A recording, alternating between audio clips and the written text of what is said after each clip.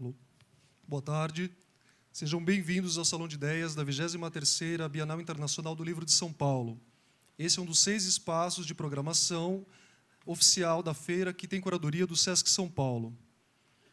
Nessa mesa, quase romance, quase memória, buscamos explorar os limites entre ficção e memória. Para falar sobre essa fronteira entre o vivido e o inventado, essa mesa reúne escritores e jornalistas. Carlos Heitor Coni é autor do romance Quase Memória, Quase Romance, colunista da Folha de São Paulo e comentarista da rádio CBN no programa Liberdade de Expressão. Heloísa Seixas, autora de mais de 10 livros, entre eles A Porta e Pérola Absoluta, está entre uma das mais importantes escritoras brasileiras. E para mediar essa mesa, Rui Castro, autor de importantes biografias como Carmen Miranda, Garrincha e Nelson Rodrigues. Desejamos a todos um ótimo bate-papo.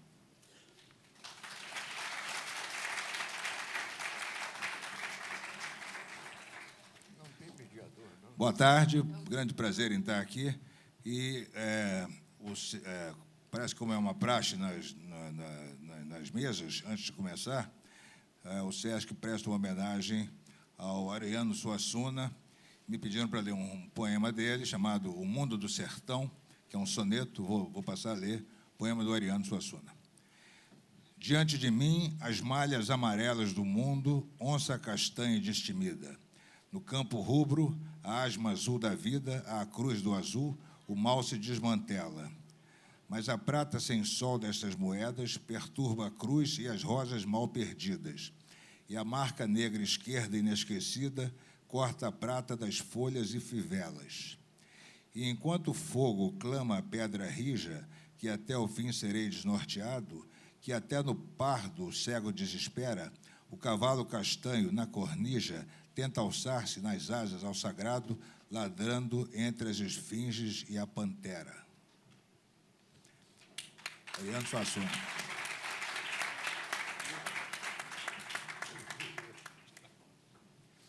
Boa tarde mais uma vez. Eu tenho grande prazer. Meu nome é Rui Castro.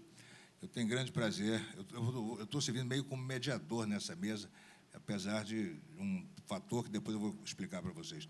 Eu tenho grande orgulho de estar aqui nessa mesa ao lado de duas das pessoas que eu mais admiro.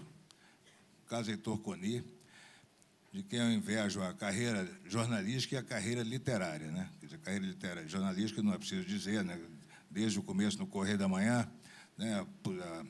A postura dele em 1964, né? O primeiro jornalista que resistiu à ditadura militar recém-implantada, tudo que ele sofreu na época, e até hoje, na Folha de São Paulo, né?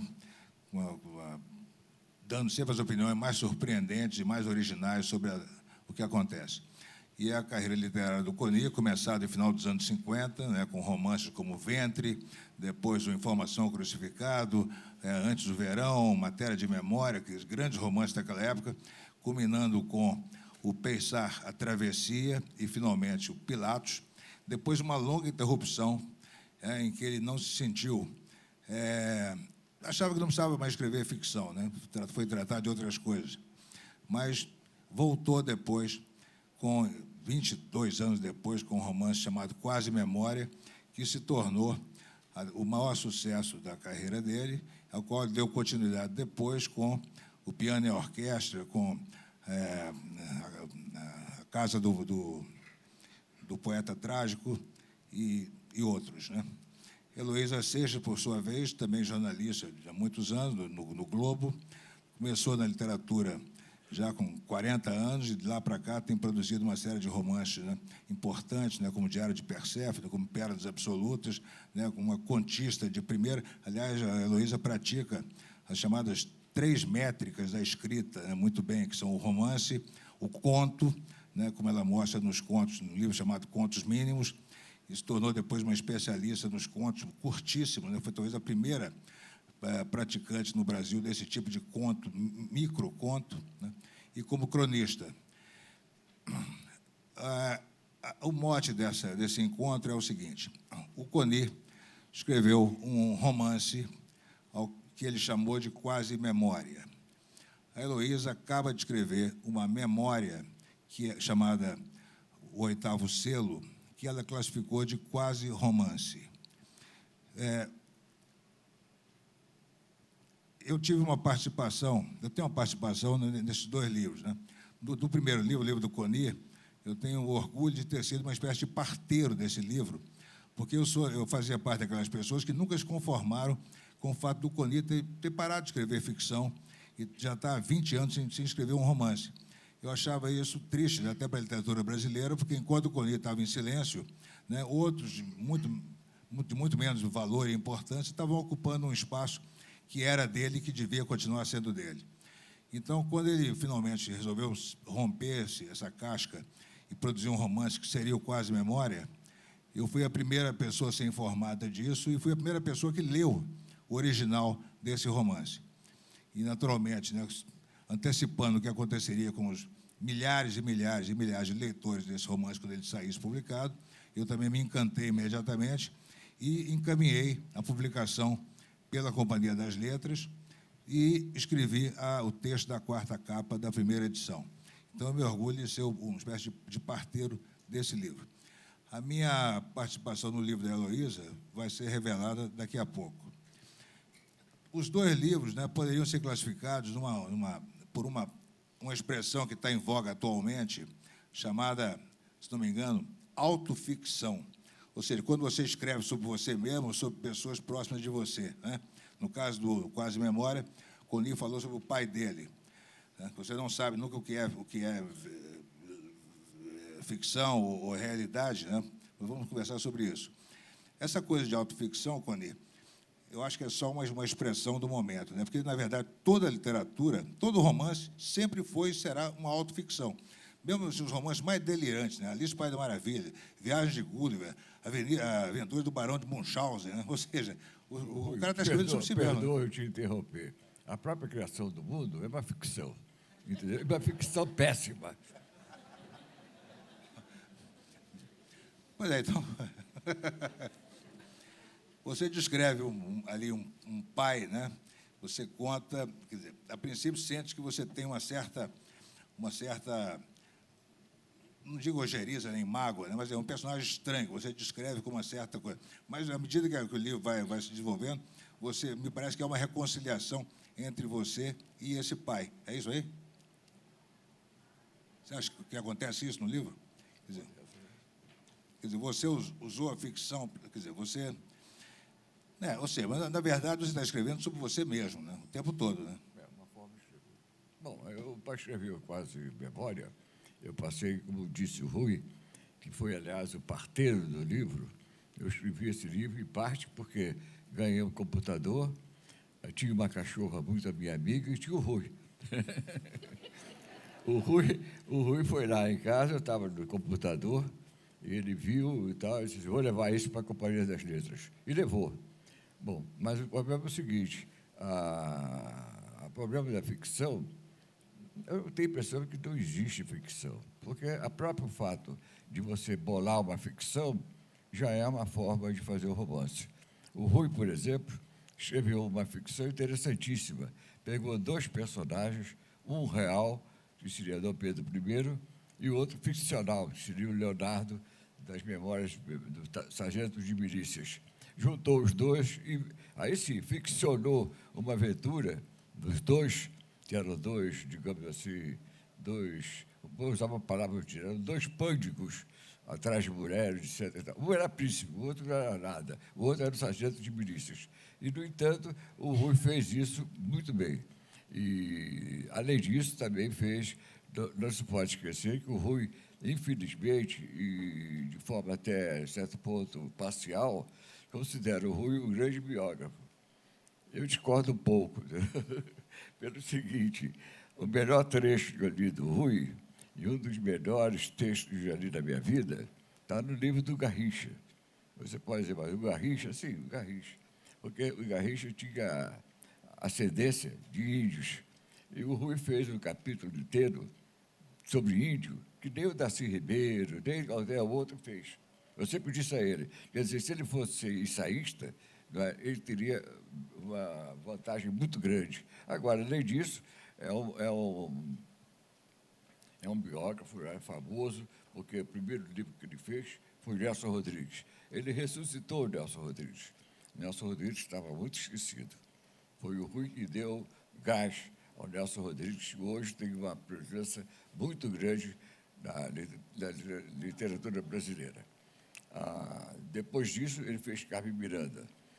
Eu acho que nenhum artista popular do Brasil recebeu uma homenagem dessas, entendeu? É um livro também muito bem feito, sobretudo a parte referente a Carmen Miranda no exterior. A Carmen Miranda no Brasil, tem muita gente que já escreveu. Agora, a parte da Carmen Miranda nos Estados Unidos, o Rui escreveu definitivamente. Ninguém pode escrever melhor que ele. E a Heloísa Seixas tem um livro que eu gosto muito, é um livro de contos, Pente de Vênus.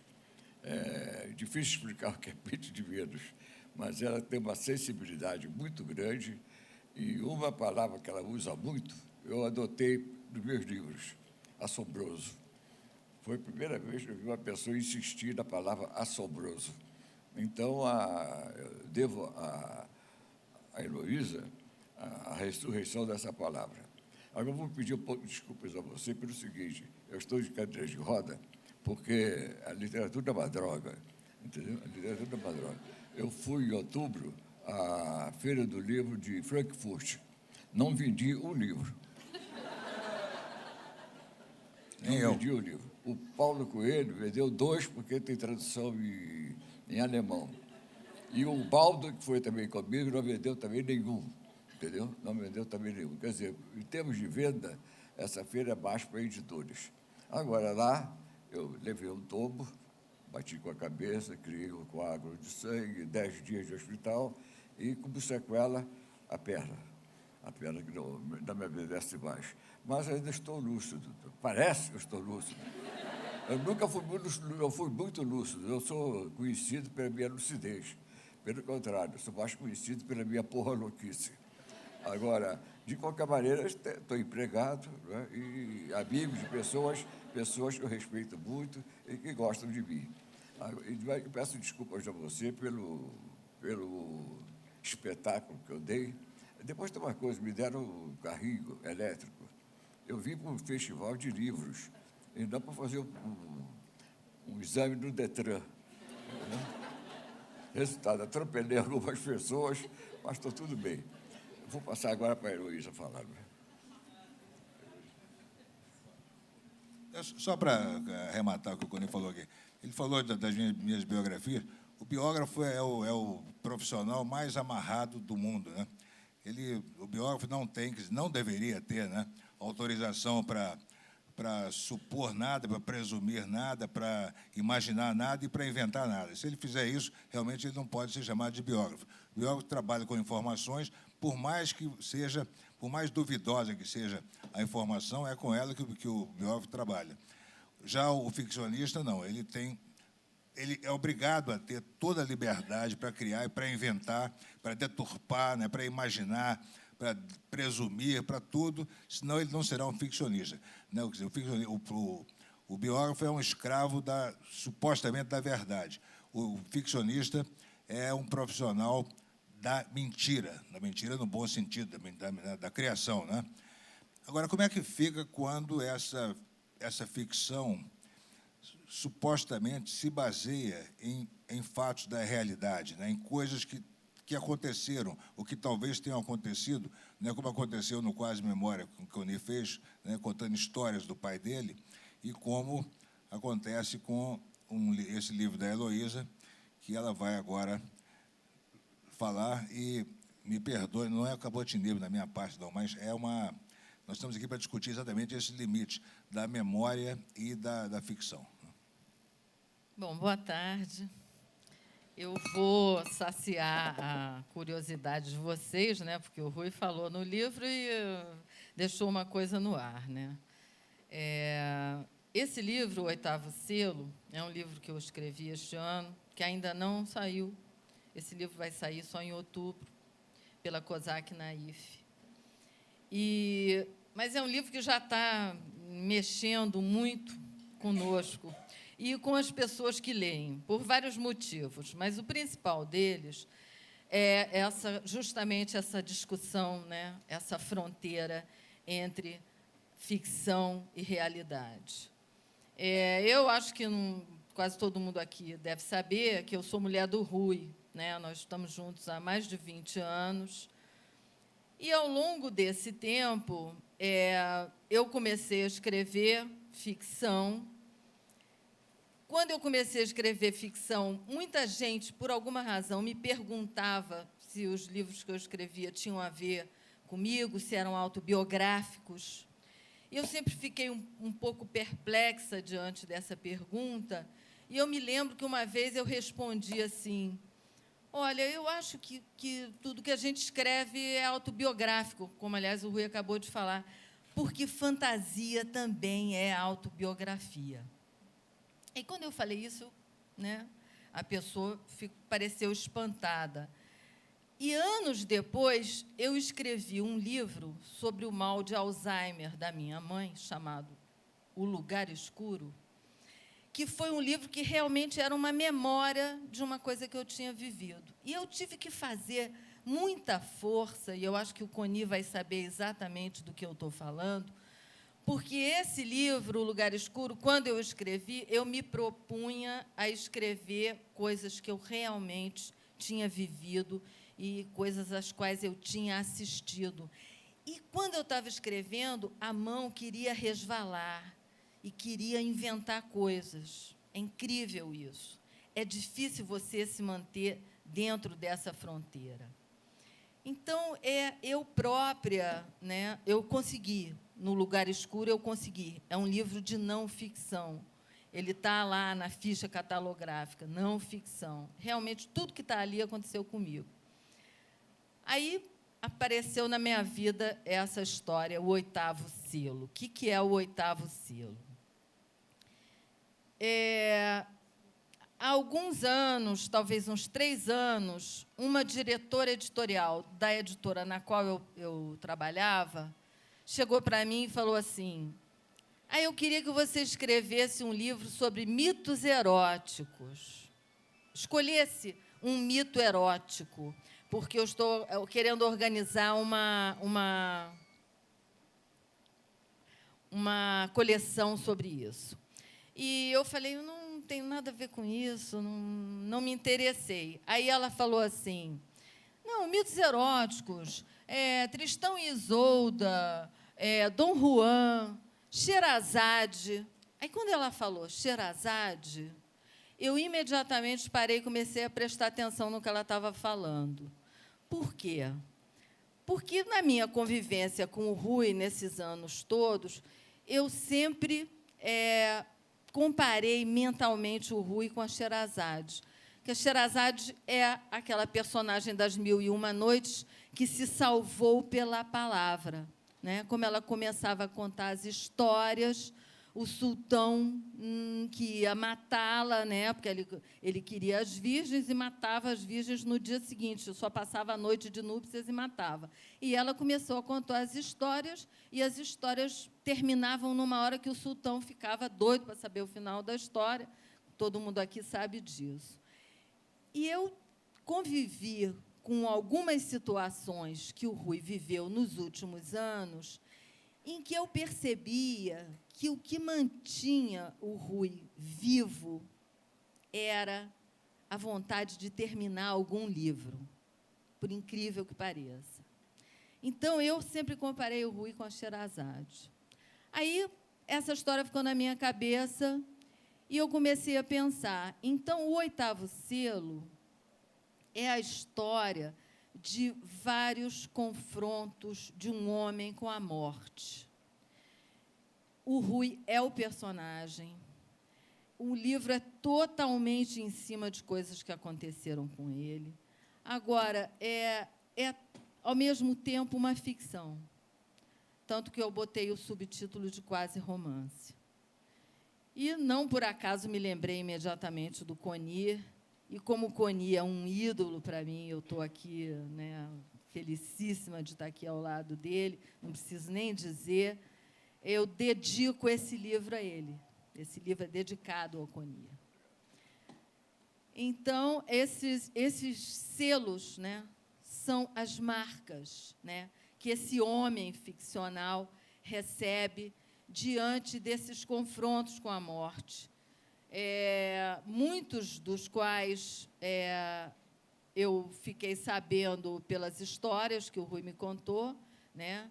Alguns desses selos, né, alguns desses confrontos, eu não testemunhei. Eu só entrei na história na metade dela. E esse livro, então, é um livro que tem exatamente ele anda por essa corda bamba entre a ficção e a realidade. As fronteiras, quando a gente escreve, elas são sempre muito difíceis de precisar. E, nesse livro, eu acho que isso é uma coisa só explícita, né? É uma coisa assumida. Mas, na verdade, sempre que a gente escreve ficção, a gente tem muito essa autorreferência, até por isso que eu falei, quando eu estava começando a falar aqui, de que a fantasia também é autobiografia, né?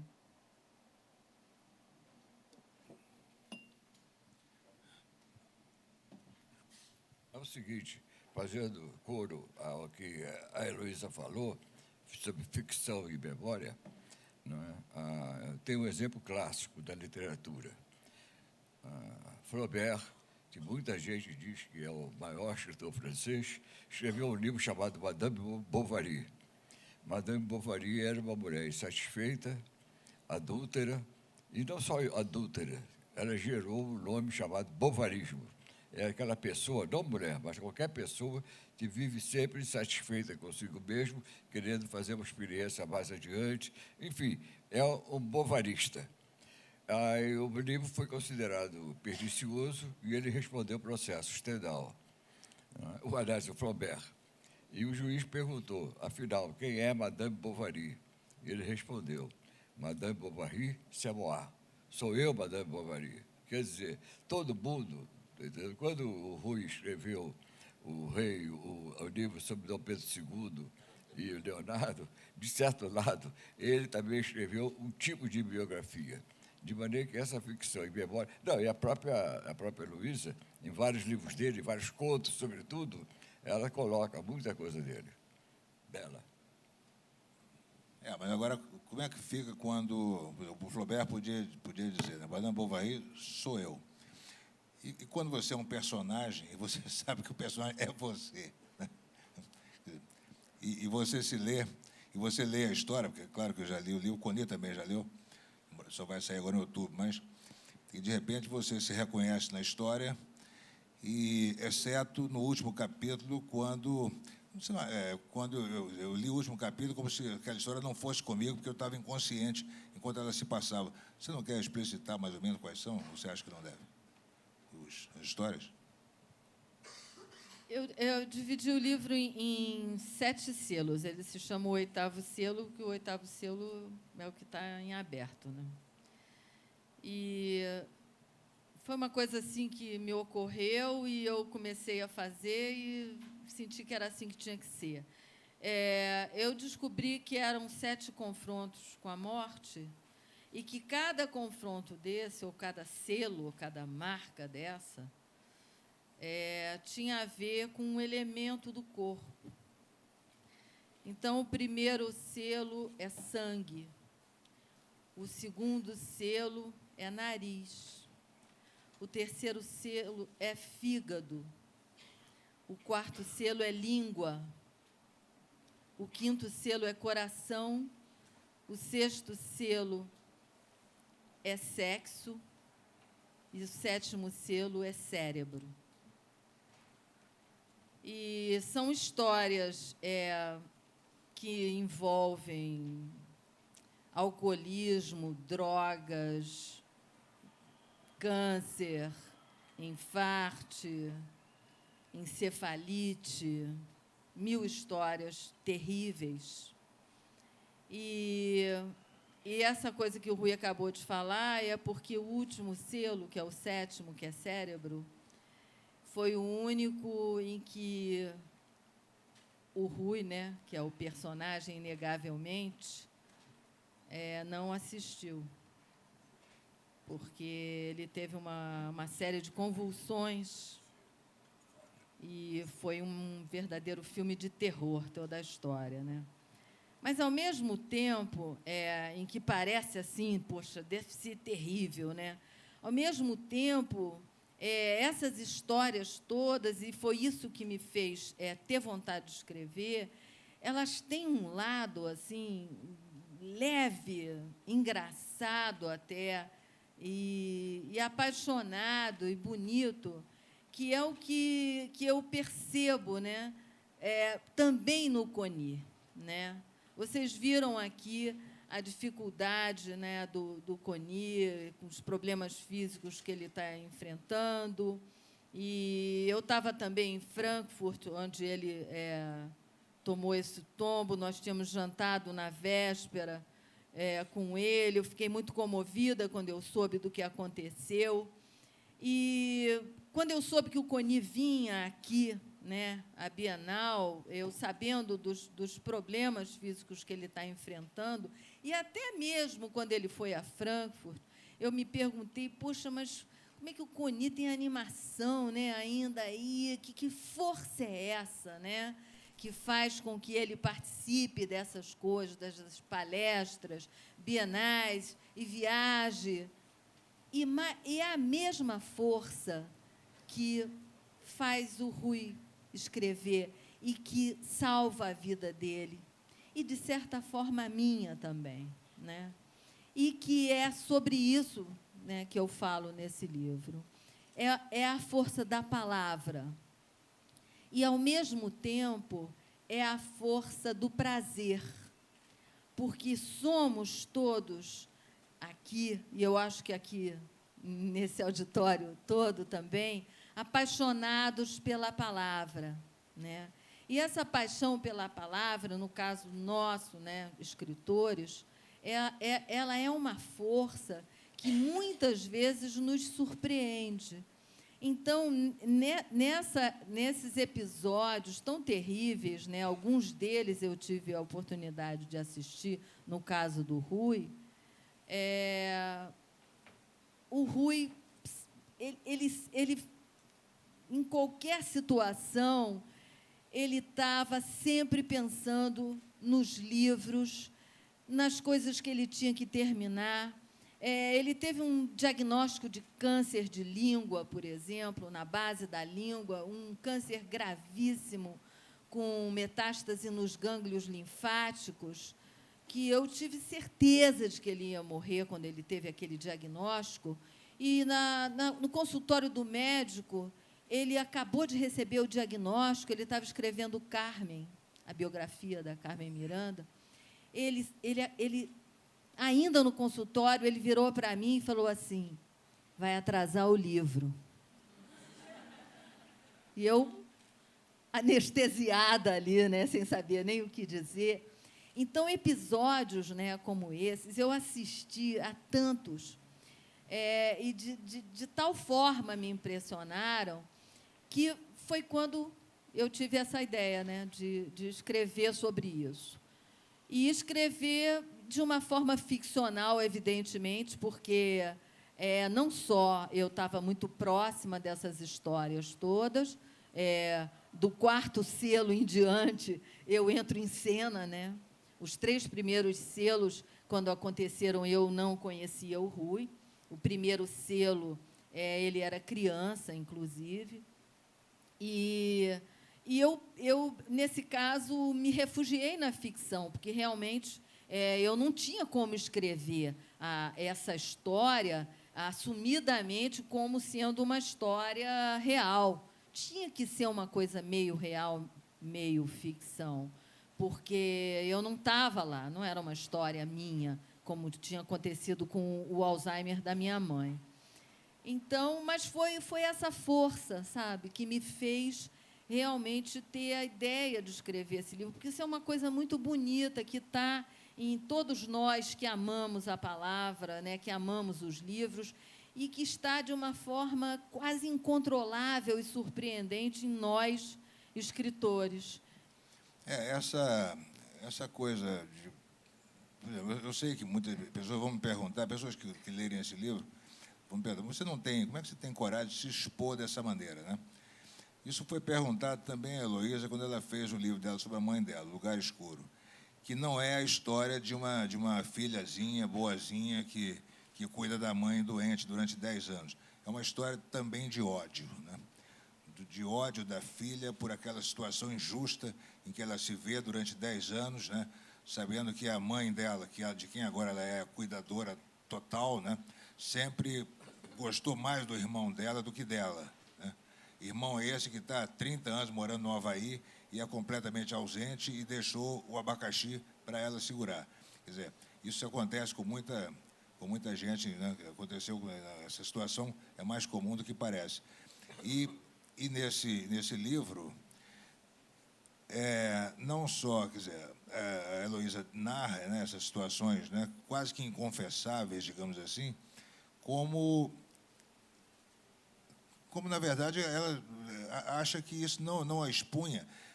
Na verdade, como é que você diz? Quer dizer, você se sentia mais exposta quando você fazia ficção do que quando você contou a verdade, é isso? Exatamente. Eu até queria que o Coni falasse sobre isso.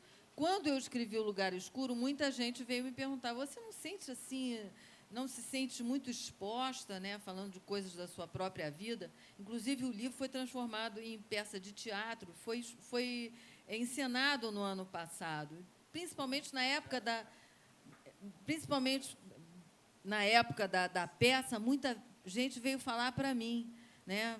Vem cá, agora no palco você não se sente exposta? E eu respondia também com muita sinceridade, uma coisa que eu não tinha pensado, mas também, ao responder, eu própria me dei conta, poxa, é mesmo, que é o seguinte: a gente se expõe mais quando escreve ficção, eu acho. Porque a ficção, ela vem de um subterrâneo misterioso dentro do escritor, sobre o qual ele não tem controle. A realidade, ela é palpável, você tem um pouco mais de controle. Vou contar uma história que aconteceu comigo. E a ficção é aquela coisa que eu falo que a mão parece que escorrega, então parece que começa a contar coisas que talvez você não quisesse contar. Fala sobre isso um pouco, Coni, sobre como a ficção revela a gente, às vezes, sem querer. Bom, já foi dito que qualquer obra de ficção é uma autobiografia disfarçada.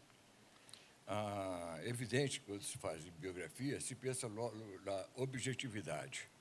O Rui, por exemplo, me conta uma história que eu acho formidável, que ele escreveu nas biografias dele. Ele, inclusive, me entrevista sobre o Nelson Rodrigues e outros. Agora, o Rui diz o seguinte, que pega, às vezes, um livro de biografia e encontra logo no início, né? Maria Callas, com sua irmã, sentou num banco, puxou um cigarro, fumou, viu passar uma bicicleta, depois passou um cachorro.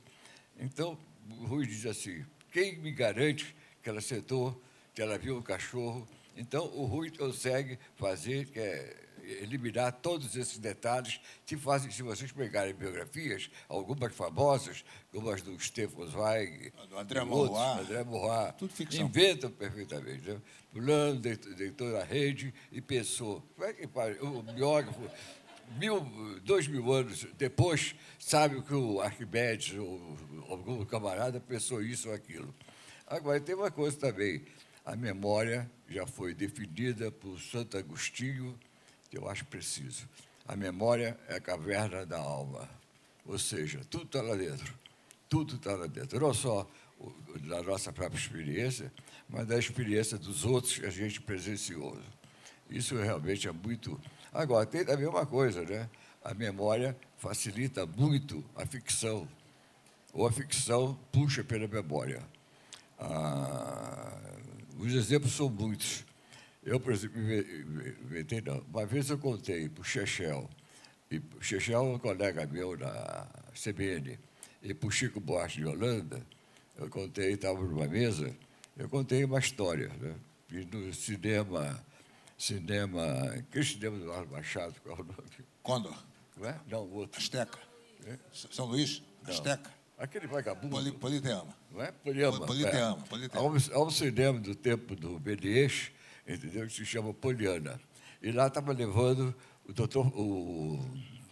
a Odisseia do Espaço, né? 2001, Odisseia do Espaço, que ninguém entendeu. O silêncio, o cinema cheio. Não é? Ninguém estava entendendo, nem eu, nem ninguém, nem o Chechel, nem o Chico Buarque, porque realmente não dá para entender. Uma das horas mais complicadas, quase no fim, é quando o astronauta se transforma em bebê, e o bebê já tem um amante, enfim, uma coisa complicadíssima. E todo mundo é de boca aberta, ouvindo aquilo tudo. O filme é do Kubrick, que também é meio louco. Então, no meio daquele silêncio, um camarada estava lá em cima, no puleiro, disse o seguinte: estou entendendo tudo.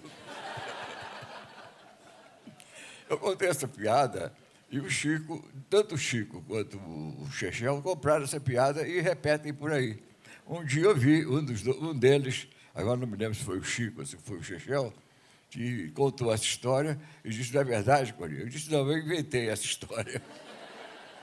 Quer dizer, tem isso também, né? Inventa-se muito. Agora, o Rui tem uma preocupação séria. Quando ele estava escrevendo o livro do Nelson Rodrigues, me entrevistou algumas vezes, porque eu notei do Rui aquela minúcia. Ele jamais ia dizer, né? Nelson sentou na rede e pensou isso.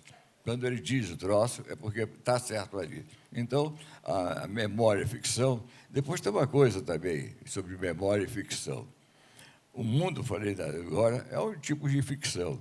A gente vê o mundo de cada ângulo pessoal. Além disso, a gente coloca nessa percepção do mundo muita coisa nossa, muita coisa pessoal. Daí, então, a história do mundo se confunde com a nossa própria história, ou vice-versa. A nossa própria história se confunde com a história do mundo.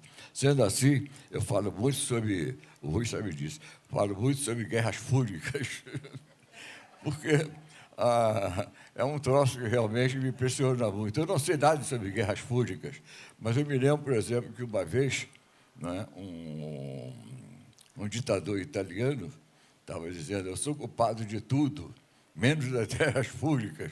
Quer dizer, é uma referência. Bem, vou passar a palavra agora para a Heloísa. Não, peraí. Não, o Rui quer falar, porque você estava falando do Nelson Rodrigues. Mas o Coni acabou de dizer uma coisa, acho, da maior importância, que a história das pessoas se confunde com a história do mundo, né? Talvez haja certas situações em que você não consiga distinguir uma coisa da outra.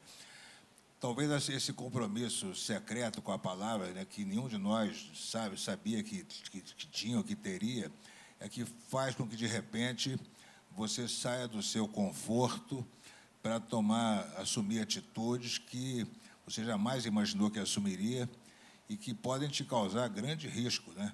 O Coni, por exemplo, foi protagonista de uma situação dessa.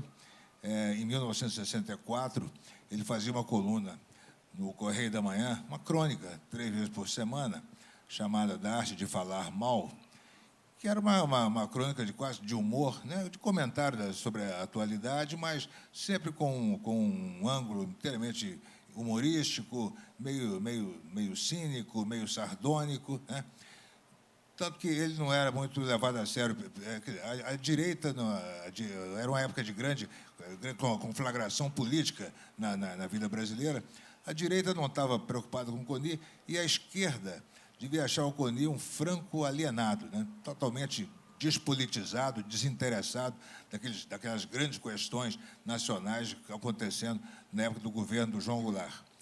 Aí, de repente, houve o golpe militar, no dia 1º de abril de 64, aquele impacto na vida de tantas pessoas, né, a esquerda toda, né, principalmente, né, ficou inteiramente desarvorada, e os seus principais porta-vozes, né, os seus escritores, ensaístas e poetas e romancistas, né, que até então, né, tinham uma postura política, né, muito clara, muito objetiva, de repente, claro, né, com aquela situação toda de repressão, todo mundo se escondeu um pouco, se calou, ficou aquele silêncio, né? Os jornais todos a favor do golpe militar, né?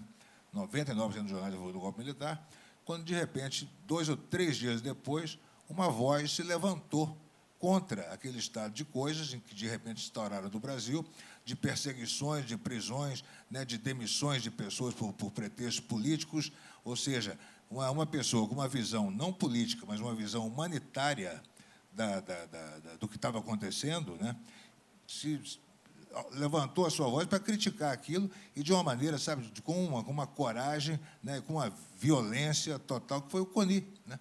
Exatamente. Da pessoa que menos se esperava, né, que tomasse aquela atitude, foi ele né, o primeiro, não só o primeiro que levantou a voz contra o que estava acontecendo, como durante bastante tempo o único, né? Levou um pouco de tempo para que os colegas dele, até do próprio Correio da Manhã, se juntassem a ele naquele tipo de defesa, né, das liberdades, né, e contra o arbítrio e as violências que estavam acontecendo. Ou seja, por que ele se expôs dessa maneira? Ele foi forçado a isso, né? Uma força, né, a força da palavra, a força da verdade, né, é que impôs isso a ele. Isso uma outra, mal comparando, que não há comparação, evidentemente, mas eu também sou, aliás, colega dele na Folha de São Paulo, na página 2, eu já escrevi algumas vezes sobre alcoolismo. É um assunto que me interessa muito, que eu gosto, sobre o qual, modéstia à parte, eu entendo bastante pelo fato de ser alcoólatra, né? Quer dizer, não bebo há 26 anos, mas eu não tenho o menor problema, sempre que há uma oportunidade, que, aliás, não falta todo dia, você nota, a mídia, né, conta alguma história de pessoas, né, que têm, sabe, por exemplo, o ator Robin Williams, por exemplo, se matou outro dia, aí você vê artigos e mais artigos dizendo que ele se matou porque estava deprimido, né, porque tinha depressão.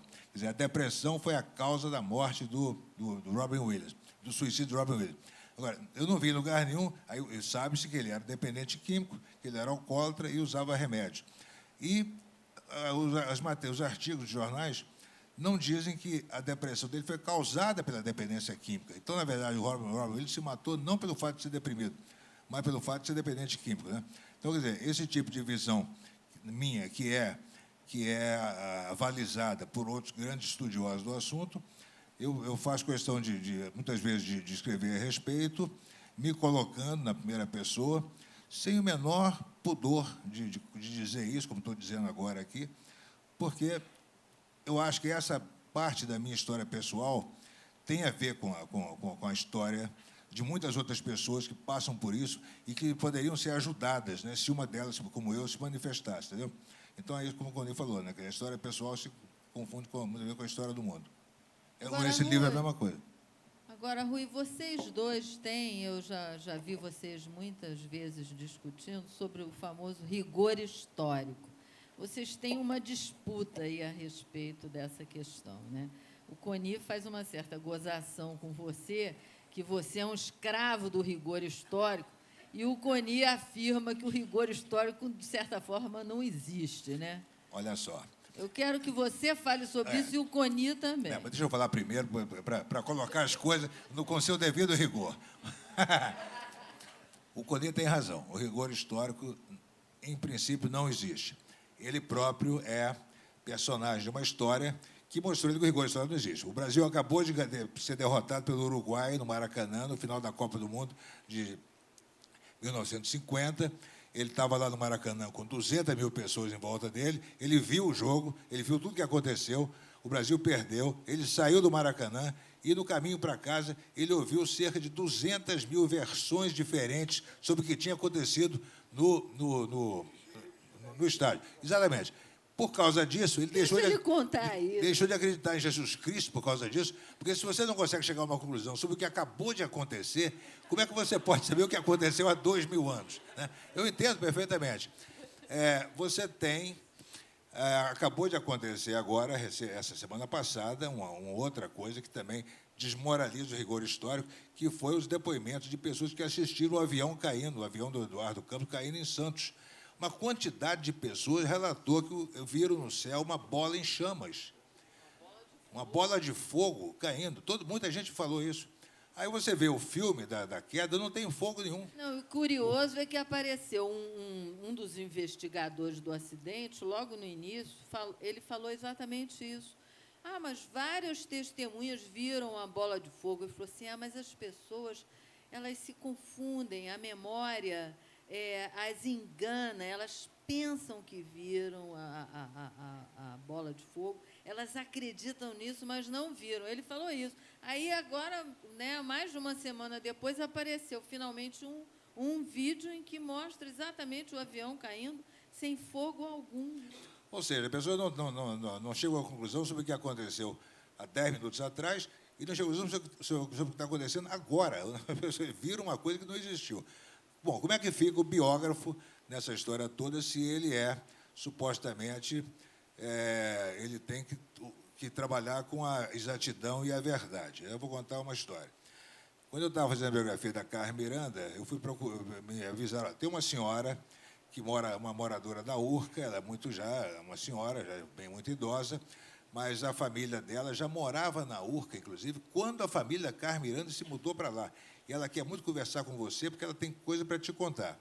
Bom, então, claro, né, lá fui eu conversar com essa senhora, chego lá, encontro uma senhorinha, já dos seus 90, muito bonita, elegantérrima, né, chiquérrima, muito firme, muito articulada, e ela me disse assim, olha, eu vou contar para o senhor como foi o casamento da Carmen na igrejinha da Urca, em 1940.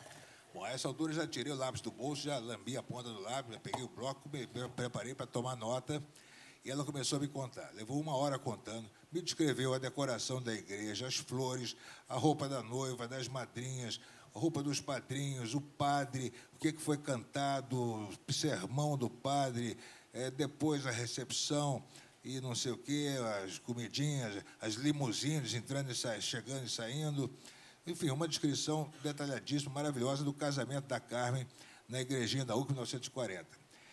Quando ela acabou de falar, eu, da maneira mais delicada possível, dei a entender a ela que a Carmen não se casou em 1940, nem na igrejinha da URCA, nem no Brasil, nem no Rio, nem no Brasil, e nem se casou, na verdade, naquele ano. Ela me descreveu em detalhes o casamento da irmã da Carmen, a Aurora. Né? Quer dizer, o que aconteceu é que 70 anos depois, na cabeça dela, o casamento que ela testemunhou, que era da Aurora, se tornou o casamento da Carmen. Né? Eu sei porque depois eu chequei o casamento da Aurora, é exatamente aquilo que ela me contou e tudo mais. Agora, veja bem, suponha que quando ela me dissesse assim, eu vou contar para o senhor como foi o casamento da Carmen aqui na igrejinha da URCA, 1940. Aí eu ia dizer assim, não, a senhora está enganada, não casou nada, ela casou 7 anos depois nos Estados Unidos. Pronto, já ia cortar o barato da mulher, não ia me falar nada e ia perder uma fonte importante. Então, eu ouvi pacientemente. Agora, baseado nas informações que eu já tinha, eu pude confrontar o relato dela com o que eu já sabia. Então, quer dizer, a captura de informações numa biografia é isso o tempo inteiro. À medida que você vai aprendendo coisas, cada vez, todo dia você aprende 5, 10, 15 informações importantes sobre a vida de uma pessoa, você pode confrontar isso com o que te relatam e chegar a uma verdade bastante aproximada. Né? Quer dizer, não é que seja o rigor histórico, quer dizer, no caso, você quer uma aproximação bem razoável do que terá sido a verdade. Você só consegue isso quando você trabalha, você tem muita informação sobre a pessoa sobre a qual você está escrevendo. Mas o Rui me critica muito porque eu não tenho nenhum recorde histórico. Eu gosto de inventar, às vezes invento baseado sobre coisas verdadeiras. Né? Por exemplo, você é a Politeama, nunca passaria em 2001. Era um poeira total. O 2001 só pode passar em cinema grande. Está vendo? Mas, olha... O São Luís, tudo bem. Ele falou ainda há pouco sobre a Copa do Mundo, né, de 50, Brasil-Uruguai. Realmente tinha 200 mil pessoas, quer dizer, tinha 199 mil, mais 999 pessoas. Eu estava ali, mas não contava. Bom,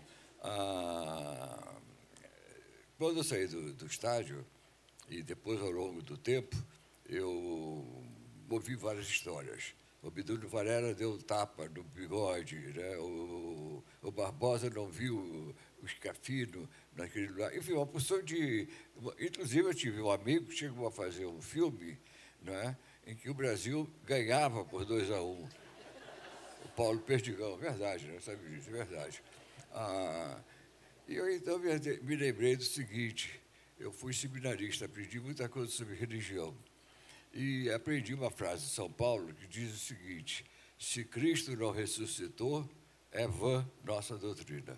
É uma frase, está numa das epístolas dele. Vou repetir: se Cristo não ressuscitou, é vã nossa doutrina. Isso dito por São Paulo, que na realidade fundou o cristianismo, é sério. Então a gente pensa o seguinte, não é? Quem pode garantir a ressurreição de Cristo? Quando realmente 3 mulheres, não é, do povo foram numa tumba, não encontraram mais. E começaram a espalhar isso. Agora, quem acredita em 3 mulheres, entendeu? Naquele tempo, entendeu? Se 2.000 pessoas não chegam em acordo sobre o jogo de futebol, no jogo de futebol tem 22 jogadores, um juiz, 2 bandeirinhas, 2 gandulas, locutores de rádio, 200.000 pessoas. Se ninguém chega ao acordo sobre isso, como é que a gente vai acreditar em 3 mulheres fanáticas, entendeu? E toda a religião é feita nisso. Então, eu perdi a fé. Perdi a fé porque os testemunhos existentes foram inventados, acrescidos e negados até. Outra coisa também é o seguinte, a capacidade de imaginar. Não sei se feliz ou infelizmente, eu pertenço à Academia Brasileira de Letras. E são escritores, essas coisas todas. E o Rui será um deles, né? Talvez na minha vaga. Eu já cantei o Rui várias vezes e já disse, minha vaga está à tua disposição. Aliás, tem uma história muito boa, né? No tempo do Getúlio, os acadêmicos queriam botar o Getúlio na academia. E um famoso acadêmico que deu nome de rua importante, a principal rua do Leblon, chama-se Ataúfo de Paiva. E Ataúfo de Paiva tem uma rua. E era um sujeito muito cortês, diplomata. Ele foi ao Getúlio e disse, presidente, o senhor precisa entrar na academia. É uma falta, o senhor tem que entrar na academia. Aí o Getúlio falou assim, não posso entrar porque não tem vaga nenhuma. Aí o Ataúfo Paiva disse, presidente, eu me suicido. A história é verdadeira, não inventei, não. Esse fato é notório, está em vários livros até. Outra história também sobre a academia, essa eu gosto muito, realmente, porque dá um retrato, já que o Rui um dia vai entrar na academia, na minha vaga, né? É uma história que havia no Rio, em Ipanema, o senhor Aníbal Machado, escritor, pai da Maria Clara Machado, e uma vez por mês, reunia escritores, amigos, para fazer aquele tertúlia literária, entendeu? Então, um dia estava todo mundo lá, praticamente a academia toda, muitos fãs, editores, jornalistas, e o Aníbal, de repente, disse assim, está faltando a Afonso Arinos. Aí ele disse, quem conhece a Afonso Arinos? Aí o José Montero disse, eu sei o telefone dele. Então, telefona para ele vir. Aí o José Montero foi para o telefone e falou com o Afonso, Afonso, nós estamos aqui reunidos, sentindo falta de você, você é o único ausente, não é? Você não podia vir? Aí o Afonso disse com a voz solene, né? Barroca, falou assim, não, meu caro, eu gosto muito de vocês, mas já está tarde, eu estou recolhido, está chovendo, eu estou lendo B. Montaigne, ele lia toda noite Montaigne, não vou poder ir. Você pede desculpas ao Aníbal Machado, a todos vocês, que eu não vou poder ir. Aí o José Monteiro foi para o Aníbal Machado e disse, Aníbal, o Afonso Arinos já está recolhido, está lendo Montaigne dele, e ele não pode vir. Aí o Aníbal disse, você, José, não soube falar. Eu vou falar com ele. Aí pediu o número e falou com o próprio Afonso. Afonso, nós estamos aqui reunidos, você está faltando, precisamos de você, das suas luzes, da sua cultura. Aí o Afonso, aí, aquela voz arrastada, meu caro Aníbal, você sabe quanto eu gosto de vocês, mas acontece, está chovendo, estou recolhido, estou lendo Montaigne, não posso ir. Aí o Aníbal Machado falou assim, É uma pena, porque nós estamos falando mal do Gilberto Freire. Aí a professora diz, nem mais uma palavra, daqui a 10 minutos estou aí. Essa história não é inventada, não, entendeu? Hoje é 24 de agosto, é isso? É. Uma das histórias que estão no livro da Heloísa, em que essa coisa, né, do personagem que é salvo vive pela palavra e é salvo pela palavra, há exatamente 60 anos, né, talvez nessa mesma hora, no dia 24 de agosto de 1954, né, Getúlio Vargas tinha se matado naquele dia de manhã. Eu tinha 6 anos de idade. Quando você não conhece essa história? Eu tinha 6 anos de idade, eu morava com meu pai em Minas, numa cidade de Minas Gerais, e eu estava com ele e um amigo dele numa calçada. Em cima tinha um prédio com uma sacada, quando de repente caiu a um palmo de mim uma máquina de escrever, daquelas antigas, pesadíssimas, né? Pá! Caiu bem do meu lado, a um palmo de mim. Quer dizer, uma máquina de escrever não cai de uma sacada sozinha, evidentemente, né? Nem há motivo você botar uma máquina de escrever, né, no parapeito de uma sacada, né? E como é que se explicaria aquilo, né? Por acaso, o sujeito que morava ali era um getulista fanático, né? E que parece que era um cara dado a beber, como se dizia.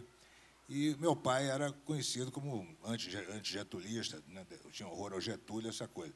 Você pode ter tomado um porre e pode ter resolvido jogar uma máquina lá embaixo e não olhou quem estava, mas, enfim, essa foi a coincidência. Daí, meu pai subiu lá para tomar satisfações, eu não sei muito bem o que aconteceu depois, sei que aconteceu isso. A Heloísa descreve, é uma das histórias que ela conta no livro, e é interessante porque eu podia ter morrido aos 6 anos de idade, exatamente pelo instrumento com o qual eu vivi a vida toda, né?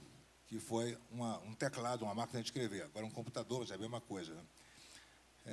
E eu me lembrei agora que... Assassinado pela palavra, né? Exatamente, assassinado pela palavra. Exatamente há 60 anos, no dia de hoje, talvez até nessa mesma hora. Bom, vamos abrir, então, para perguntas, né? Não sei se temos... Hein? Sobre o rigor histórico. Eu tenho um amigo que o Rui conhece, jornalista famoso, ganhou várias vezes o prêmio Esso, chama-se, vou dizer o nome porque nada é desabonador para ele, Luiz Edgar de Andrade. Ele queria escrever um livro sobre o Vietnã, e foi o Vietnã, né, por conta própria. Tinha dinheiro para isso, foi o Vietnã. E contou uma porção de acidentes, inclusive num helicóptero, o helicóptero caiu, ele sobreviveu e tudo mais. Ele escreveu o livro e, depois do livro já impresso, me deu para ler. Eu disse, está muito bem documentado. Aí o Luiz disse para mim, não, tem um erro. Eu disse, mas qual é o erro? Ele disse, pelo seguinte, eu vou apurar, depois eu digo a você. Então ele foi apurar. Aí eu era uma espécie de chefe dele. Autorizei um adiantamento para ele, um empréstimo para ele. Ele voltou ao Vietnã e foi numa igreja, a igreja de Santo Inácio. Não é? E escreveu no livro o seguinte, a catedral é muito bonita, o altar principal é Santo Inácio, de um lado tem São Luís Gonzaga e do outro lado tem São Paulo. Isso está no livro, foi assim que ele escreveu. Mas ele ficou em dúvida, ele que nem o Rui, aquela dúvida, eu estou certo? Então ele chegou para mim e disse, você não pode me pagar uma viagem de Vietnã? Eu disse, não, você já ganhou as férias esse ano, eu não posso fazer isso. Ele pediu, né, um empréstimo à casa, voltou ao Vietnã, entrou na igreja só para ver se realmente o São Paulo estava à direita, né, e o Santo Inácio estava no outro. Então, esse rigor histórico do Luiz Edgar, para mim, me impressionou muito. Eu, sinceramente, não penso... Olha, eu já escrevi, não sei quantos livros eu escrevi, mas só de romance eu escrevi 17. Não é? Troço para burro. Escrevi até demais, andei da conta. E eu, se eu for perder meu tempo, acho isso perder o tempo. Eu dou razão ao Rui. Quando a gente vê uma biografia, que o camarada sentou na rede, dormiu, ouviu As Time Goes By, depois a filha veio, trouxe uma laranja. O Rui pergunta, quem garante isso? O fato que aconteceu há 2000 anos. Primeiro que não, há 2000 anos ainda podia estar ouvindo As Time Goes By. Entendeu? Começa por aí, né? Bom, mas o Rui, então, contra isso, ele tem uma certa raiva até de pessoas que fazem isso. E não faz, mas eu faço. Eu faço porque eu acho... Mas você não faz biografia, você faz ficção. Hein? Você não faz biografia, você faz ficção. E a ficção talvez seja a verdadeira verdade. Mas não tem, Rui. É o seguinte, a ficção... Veja só, se a gente for pensar, o presente existe, o presente, nós estamos aqui todos presentes. O presente é o seguinte, é uma antecipação da história e é um patamar para o futuro. Nós todos vamos sair daqui, vamos jantar, vamos morrer, vamos casar, vamos fazer... Logo, esse momento, esse presente nosso, não representa a gente, a menos que caia uma bomba, tudo isso. Então, o presente é uma coisa que abastece o futuro. E, por sua vez, o presente é o quê? É a memória do passado. Então, o presente não existe. Se a gente for duvidar de tudo, fica realmente impressionado. Eu conheço muitos mentirosos. Aliás, o Ariano Suassuna dizia que só gostava de loucos e mentirosos. Eu acho essa frase muito boa. Os loucos têm uma percepção da vida muito importante. E o mentiroso, então, é ótimo, porque pode vir tudo, entendeu? Vir tudo. Em termos assim, de mentira, eu, uma vez, lá no seminário, eu, sem querer, disse que tinha sido zagueiro do Fluminense, não é? Muito bem.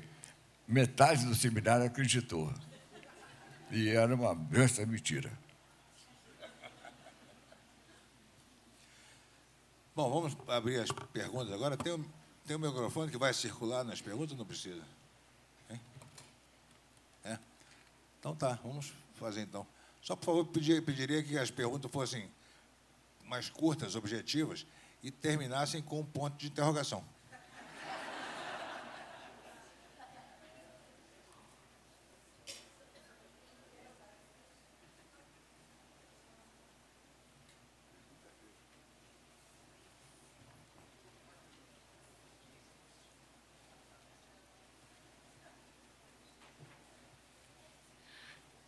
Boa tarde, eu tenho uma pequena curiosidade a propósito de Facebook, né? Essa nova maneira de se expor. Então, eu gostaria de ter assim, só uma impressão dos senhores a propósito dessa ideia de ficção, de invenção ou de realidade com essa linguagem de Facebook. Obrigada. Coni, você tem Facebook? Tem que perguntar, né? Você tem Facebook? O livro da face.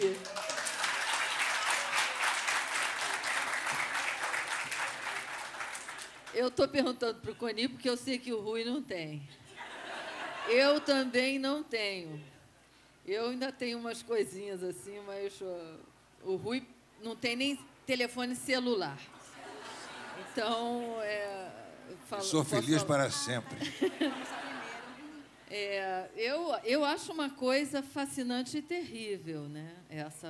Essa criação de pessoas fictícias.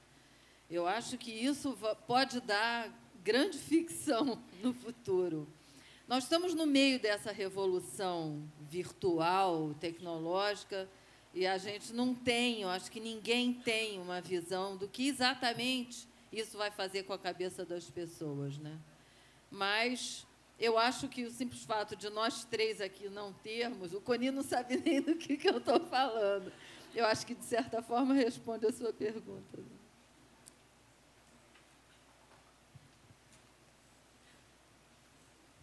Boa tarde, meu nome é Patrícia Feirman. Eu gostaria de perguntar como lidar quando o próprio personagem da biografia é o biografado, né? Então, e se ele mente? Como é que é quando o próprio personagem? Quando o próprio personagem da biografia ainda está vivo, e você faz a biografia com base nos relatos do próprio personagem. Não. Não é É uma autobiografia. biografia de uma pessoa viva, né? Isso, Bom, e ele mente. Tá, Como ele não só ele vai mentir, como se ele é poderoso o suficiente para merecer uma biografia, ele vai obrigar os amigos dele a mentir para o biógrafo, né? Isso torna a biografia de você escrever a biografia de uma pessoa viva, na minha opinião, é impossível. Você pode até fazer, mas o autor desse livro jamais será você, será o próprio personagem. Ele é o autor do livro, né? Ele que inventou tudo a seu respeito. É uma frase que o Nelson Rodrigues dizia, né? As pessoas se olham no espelho e se veem num vitral. Então, uma pessoa biografada viva, que seja fonte de informação, será o pior informante a seu próprio respeito. É por isso que eu não biografo ninguém vivo, porque se eu tiver que biografar uma pessoa viva, eu teria a obrigação de ouvi-lo, né? Da versão dele. Então, só biografo, não só a pessoa tem que estar morta, quando, na minha opinião, essa morte deve ter acontecido, no mínimo, 10 anos antes, para que aquela aura de santidade sobre a pessoa se dissipe e os defeitos já comecem a vir à tona, né? O morto recente também não é... O vivo não é confiável. O morto recente também não é confiável. Ele precisa não só estar morto, como se já ter virado... Está bem geladinho ou ter virado farofa.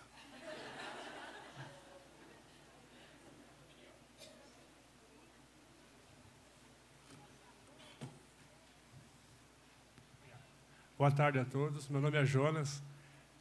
Eu queria saber... bom, antes de mais nada, é um prazer estar aqui com pessoas tão ilustres, do Rui, sobre biografia autorizada e não autorizada. Se é o rigor do passado ou não tem nada... A biografia autorizada, a pessoa não sabe muito bem como é que funciona isso. Eu vou explicar. Vamos supor que eu queira biografar o Coni. Aí eu vou chegar ao Coni e dizer: Coni, gostaria de escrever a sua biografia. Você me autoriza, você me ajuda, inclusive, a fazer ajuda. O que significa isso? O Coni vai conversar comigo, vai mentir adoidados a respeito dele, vai pedir a Heloísa que minta a respeito dele, vai pedir a Bia que minta a respeito dele, e vai me abrir as gavetas, né? Vai me ceder, emprestar os documentos, as fotografias, vai me dar uma lista de pessoas com quem eu devo conversar, etc. Aí eu vou trabalhar nisso, vou escrever esse texto, e antes de mandar para a editora, eu tenho a obrigação de submeter a ele esse texto. Ele vai ler o texto e vai, ou ele ou o advogado dele, e vai cortar tudo que não interessa, que ele acha que não vale a pena ser revelado, e vai me devolver um texto já com a devida censura, e é esse texto que será a biografia autorizada. É assim que acontece, né? Um biógrafo de verdade jamais aceita isso, essa situação. Ou você trabalha com independência, ou seja, sem autorização, ou você não trabalha. Eu só fiz até hoje biografias não autorizadas, o que não quer dizer que você, de pessoas que já morreram, o que não quer dizer que você tenha que ser contra, hostil à família da pessoa. Ao contrário, né? A família do biografado, ela é importante. Só ela, geralmente, que tem certos documentos, como certidões de nascimento, de casamento, carteiras profissionais, certas fotos mais íntimas e tudo. E eu faço questão de, alguns meses depois de começar o trabalho, me aproximar da família, comunicar o que estou fazendo, naturalmente já sabe, né, porque sai no jornal, e tentar ter uma relação amistosa com a família, de conversar muitas vezes, de capturar informações e tentar ser o mais honesto possível, né, o mais próximo da realidade e sem nenhum compromisso com a família. Todos os livros que eu fiz até hoje, a família só leu o livro quando ele estava já impresso, né? Ou seja, não submeto o livro, não há possibilidade de submeter livro a parente nenhum. E brigaram com você assim que leram? Naturalmente, brigam comigo quando o livro sai. Né? Eu queria saber... A gente desconfiar de biografia, tanto faz você estar morto ou vivo, eu sempre desconfio. Evidentemente, não a do Rui, porque o Rui realmente ele tem um rigor histórico. Toda vez que eu fico na dúvida, eu cito o Rui. Não sou, felizmente, não sou o Rui Castro. Felizmente. Bom, mas eu tive uma experiência um pouco chateada. Se eu acreditasse em biografias, eu, a partir desse episódio que eu vou contar, eu não acreditaria mais. Vocês todos já ouviram falar no Juscelino Kubitschek. Foi presidente do Brasil, fundou Brasília, a indústria automobilística, etc. Quando ele foi caçado, ele foi para Paris e não sabia o que fazer. Aí, algumas firmas queriam que ele fosse da diretoria, Klabin, a General Motors, e ele disse, não, não quero, não. Aí, o Adolfo Brock, que é editor da Manchete, diz, presidente, por que o senhor não escreve as memórias?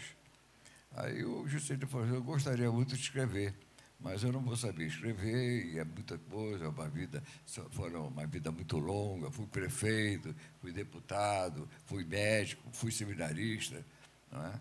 E fui presidente da República, fui exilado, estou preso, então não posso escrever, a menos que você me dê uma pessoa que faça por mim. Aí o Adolfo me chamou e disse, olha, você vai trabalhar com o Juscelino. E eu comecei a trabalhar com ele. O Adolfo nos deu uma sala bem ampla, né? O Juscelino levou os móveis dele do tempo da presidência para lá e começamos o livro. Quando terminou o primeiro livro, são 3 volumes. Quando terminou o primeiro volume e foi impresso, ele falava mal, ele falou mal, não falou mal não, ele fez uma restrição muito pesada em cima do Ostrogésio de Ataíde, que era presidente da academia. Mas, nesse meio tempo, enquanto ele falou, me ditou para mim, praticamente, o problema que ele tinha tido com o Ostrogésio de Ataíde, que era presidente da academia, e ele, de repente, se fez candidato, ele, então, me chamou e disse, olha, convence o Adolfo a jogar fora primeiro volume, porque é o seguinte, eu quero entrar na academia e não posso, né, falar mal do Ostrogésio. Aí é um voto não só negativo, mas ele vai fazer uma campanha contra mim. Eu obedeci ordem, era ali um servo, né, do Juscelino. Então, botei a culpa em cima do Hermes de Lima, que era inimigo do JK. Quer dizer, o rigor histórico foi para... Mas muita gente soube disso, né? Soube que o Juscelino não dava com o Ataíde e vice-versa. E o Juscelino terminou não entrando na academia, mesmo porque o Ostrogésio veio a saber que o Adolfo tinha jogado não sei quantos exemplares do primeiro volume fora, para justamente o Juscelino entrar na academia. E o Juscelino não entrou. Mas veja bem, isso aí não é uma biografia do Juscelino, isso é a autobiografia do Juscelino. Né? A autobiografia não é confiável mesmo, você manipula a verdade como quiser, né? Mas, no caso do Juscelino, o livro, os 3 volumes foram escritos da primeira pessoa. Escrito por você na primeira pessoa dele, né?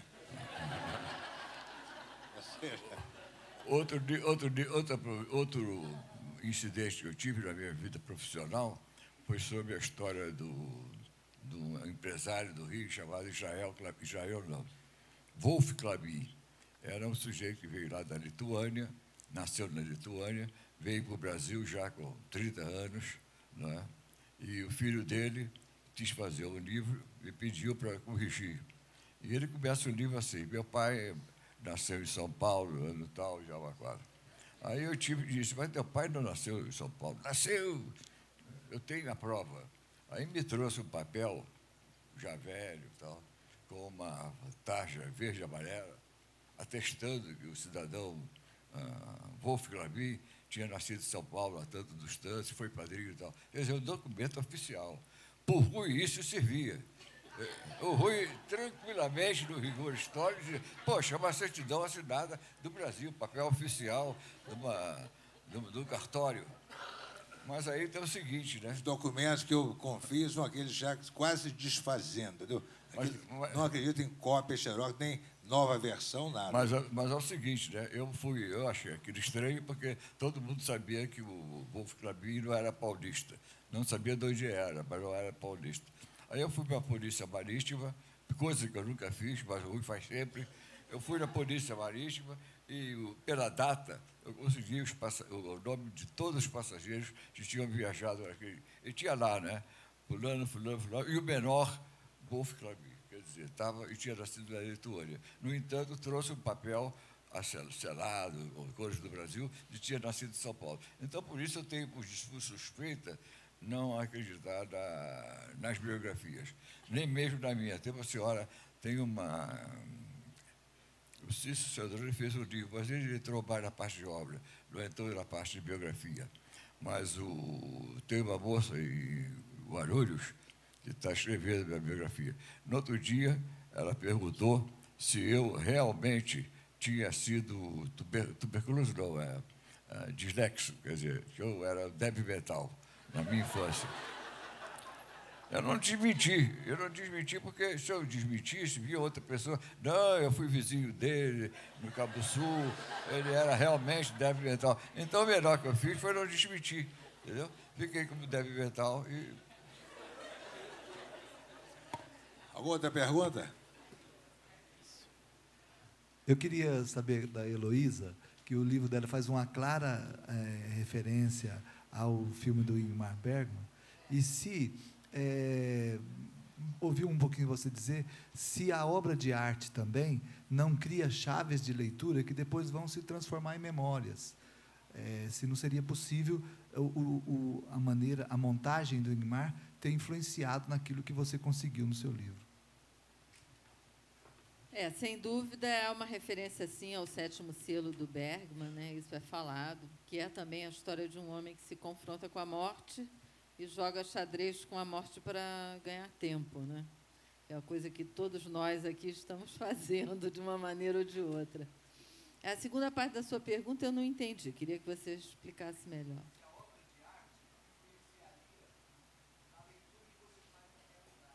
Você, eu ou você, qualquer pessoa?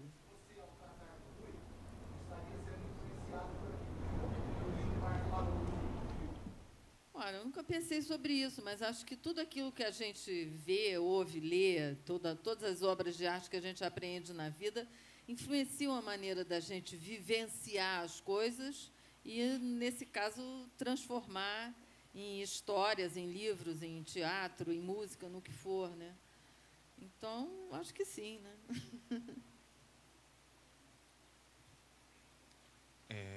Boa tarde. Meu nome é Ricardo e eu estudo autoficção já há algum tempo, no mestrado e agora no doutorado.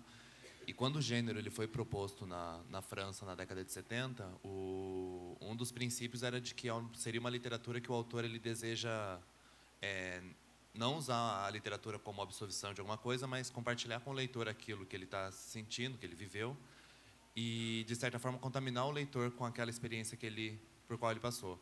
Vocês tiveram essa preocupação quando escreveu o Quase Memória e o seu livro sobre a sua relação com a sua mãe, de contaminar o leitor com os sentimentos que foram movidos ali? Quer falar, Coni? Olha, quando a gente escreve as coisas que pedem dentro da gente para ser escritas, né? Eu acho. Eu acho que nenhum escritor, principalmente de ficção, pode pensar em qual o objetivo daquilo que ele está escrevendo. Eu acho que você tem que estar muito sozinho com aquilo que você está escrevendo. Então, esse tipo de contaminação eu acho muito perigosa. Cada livro se escreve de uma maneira. Às vezes, os livros... Mesmo no caso desse, o Oitavo Selo, que está na fronteira entre ficção e não ficção, e mesmo até no caso do Lugar Escuro, estou falando por mim, que é um livro declaradamente de não ficção, ainda assim, os livros se escrevem, se impõem, muitas vezes de forma surpreendente. O Lugar Escuro, por exemplo, foi um livro que eu sentei para escrever, achando que eu estava escrevendo uma memória do que tinha acontecido só para mim, não para publicar. O que foi uma coisa interessante, porque me deu uma liberdade muito grande, né? Então, aquilo que o Rui falou, né, que eu falo muito da minha raiva, da minha revolta, eu não estou ali como uma filha bonitinha, boazinha, cuidando da mãe, eu falo coisas muito feias de se falar. Tudo isso foi muito possível por causa dessa liberdade. Então, isso acontece muito, e muitas vezes a revelia, né, do escritor, dos livros criarem as suas próprias maneiras de ser. Ao mesmo tempo, essa liberdade, eu acho que ajuda a aproximar a narrativa da verdade, né? Então, vou dar um exemplo, antecipando aqui uma passagem do livro, que foi que me impressionou muito, né? porque se refere a uma coisa que me aconteceu, da qual eu não tinha consciência no momento, porque eu estava tendo um surto convulsivo, então eu não estava sabendo o que estava acontecendo. É o seguinte, acontece isso no decorrer do livro, à medida que a Heloísa vai narrando, né, esses confrontos com a morte, essas coisas que foram acontecendo de uma hora para outra, né, o câncer, o alcoolismo, outro câncer, e infarte, etc., ela começa a demonstrar a preocupação dela com o que, bom, o que falta acontecer, que todo ano acontece uma coisa com esse cara, o que está faltando agora acontecer? E ela faz uma imagem como se houvesse um lobo à espreita, né, pronto para atacar de repente, entendeu? Um lobo que vai aparecer e vai me aprontar mais uma, né? Aquela ameaça que você sente que existe, você não sabe onde está, nem de onde vem, nem a que hora vai atacar, mas vai atacar. E ela compara isso à presença de um lobo. Aí, exatamente nesse último capítulo, né, que o único que eu li com uma sensação de ineditismo, porque eu não sabia nada que estava acontecendo, e ela descreve um surto convulsivo, em que eu estou urrando, né, sabe como acontece com o surto convulsivo? Você urra, né, você se torna um animal, né? Então, ela descobre, o lobo estava dentro de mim. Entendeu? Quer dizer, essa imagem, né, que me comoveu muito na hora, é só uma coisa de escritor, né?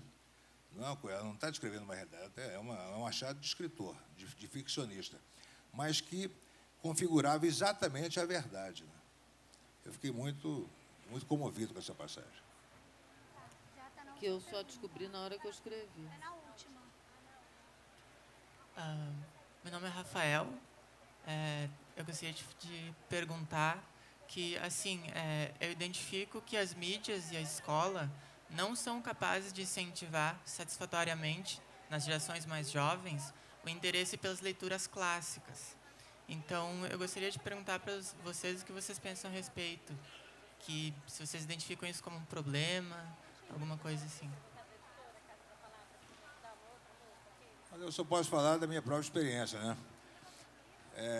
Eu devo ter hoje em casa, sei lá, 10, 15 mil livros, eu não sei quanto eu tenho. Eu tenho 12 estantes em casa, desde os 4 anos e meio que eu não faço outra coisa a não ser ler, né? Comecei lendo jornal, em seguida lendo livros, nunca mais parei de comprar, né? Ou seja, é só o que eu faço na vida, é ler. Na casa dos meus pais não tinha nenhum livro. Nenhum. Nem a Bíblia. Isso é uma história. Não tinha nem Nossa Vida Sexual de Fritz Kahn. Nem esse tinha. Mas tinha os jornais. Jornais e revistas todos. O Correio da Manhã, o O Jornal, Diário de Notícias, todos os jornais. Então, assim, eu não esperei estar cercado de livros para me interessar pelos livros, né? Então, acho que isso vai muito também... Isso é outra coisa também que não tem explicação, né? Por que algumas pessoas, de repente, né, são mordidas por esse micróbio que não sabe de onde vem nem por que vem, né? Eu acho que falta muita coisa na educação no Brasil, né? Eu acho que o não incentivo aos clássicos é uma coisa... É uma parte de um todo de carências, né? Eu, por exemplo, eu fiz uma série de palestras ao lado da Ana Maria Machado, que nós duas participamos de uma coleção, e eu ouvia ela falando sempre, né? Porque sempre perguntavam para ela sobre questão de educação, de leitura dos jovens, das crianças, como ela principalmente uma autora infantil. E uma coisa que ela dizia, eu nunca mais esqueci, ela falou, em geral, os professores têm condições de trabalho tão difíceis no Brasil que eles próprios não têm tempo de ler por prazer. Então, eles não conseguem passar o prazer de ler para as crianças e para os jovens. Eles passam a leitura por obrigação. Eu nunca mais esqueci, acho isso... Então, acho que isso está na raiz de tudo, né? Aliás, o prazer de ler é o título de um livro seu. Né? Bom, acho que só cabe agora mais uma pergunta. Temos que encerrar às 4h30, às 5h30.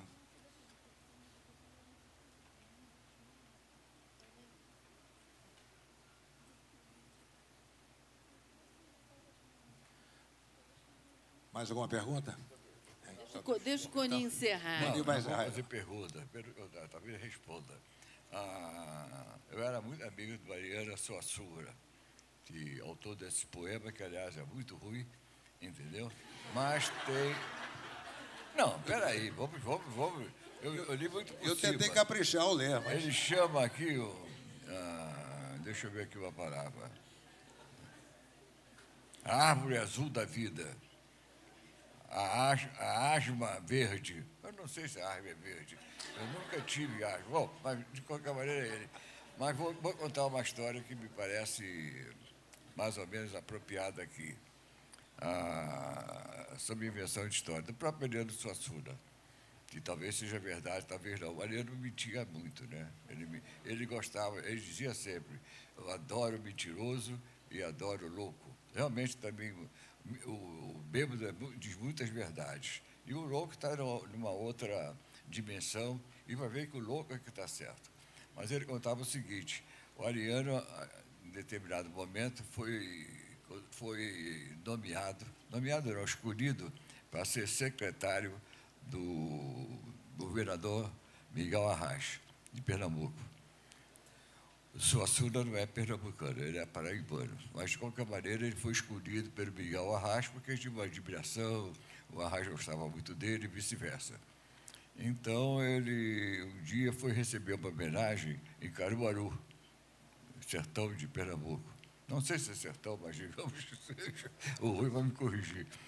Nunca fui sertão, lá. né? É sertão. Não sei, eu nunca fui lá. Caruaru. Bom, ele chegou lá, tinha uma faixa, né? O povo de Caruaru saúda o secretário, só isso. Aí o Ariano foi direto para o organizador e disse assim, tira a palavra secretário, mas o senhor não é secretário? Ele disse, não, na minha terra, onde eu nasci, no sertão da Paraíba, tinha um burro que se chamava secretário.